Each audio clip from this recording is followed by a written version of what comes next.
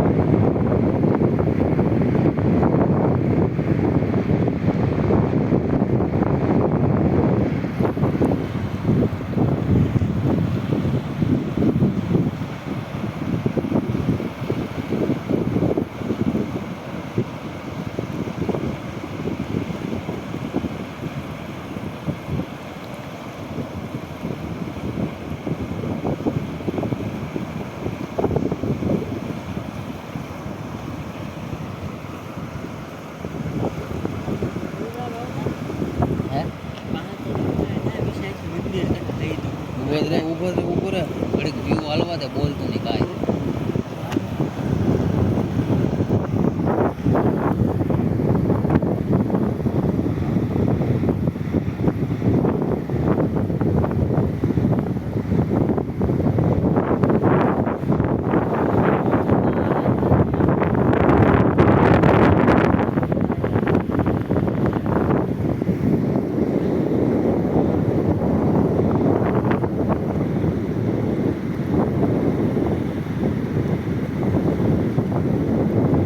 જો મિત્રો સામે હોડકા એવા છે, જોઈ શકો છો તમે. આપણે ઝૂમ કર્યું છે.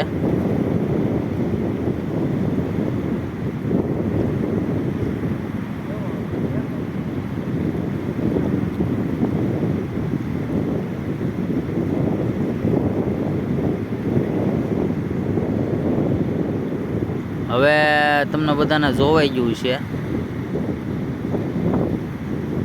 ઘણા દૂર છે. જોઈ શકો છો અહીંયા તમે.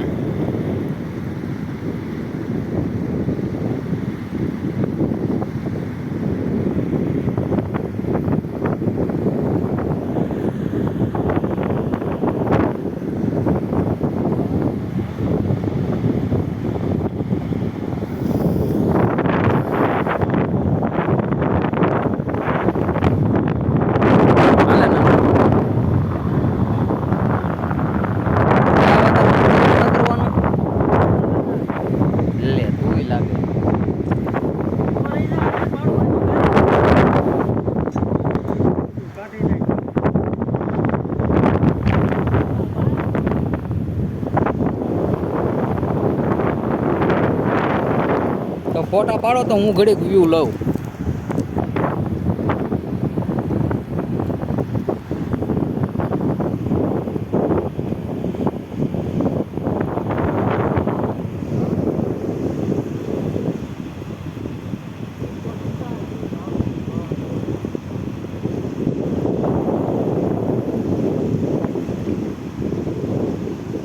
ખાલી દરિયાદેવનો ઘૂઘવાટ સંગીત જોવો, સાંભળો, મજા આવશે બધાને.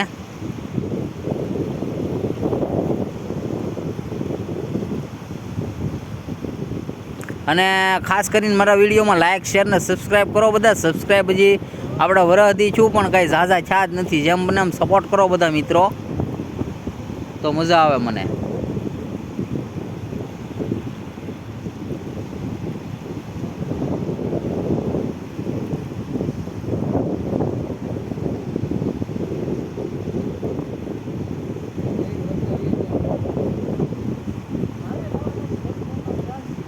એ લઈ લે ને ઘડીક વાર.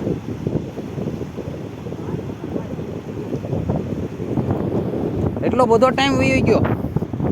જોઈ શકો છો મિત્રો, અહીંથી ગોપનાથ દાદાનું મંદિર આપણે ઝૂમ કરીને ફરી વખત દરિયામાં ઊભા ઊભા કેવું દેખાય જુઓ. સરસ મજાનું ગોપનાથ દાદાનું મંદિર તો જોઈ શકો છો. અને હવે પાછું આપણે ઝૂમ કટાડ જોઈ શકો છો. સામે ઠંડી લાઈટ થશે, આપણે જોઈએ તો થાય. તો મિત્રો આપણે દરિયામાંથી બહાર વહી આવ્યા છીએ. સરસ મજાનો વ્યૂ આવતો હતો. વ્યૂ માણો બધા.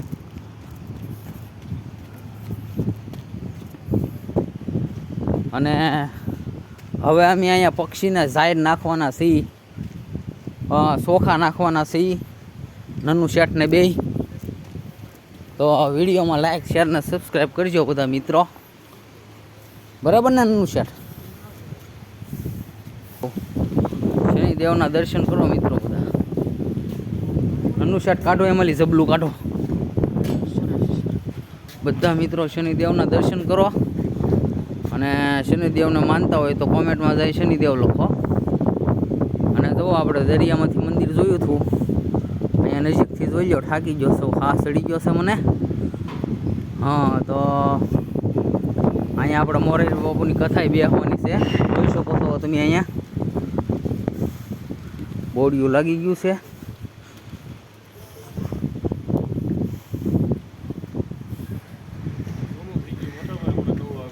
ઠીક.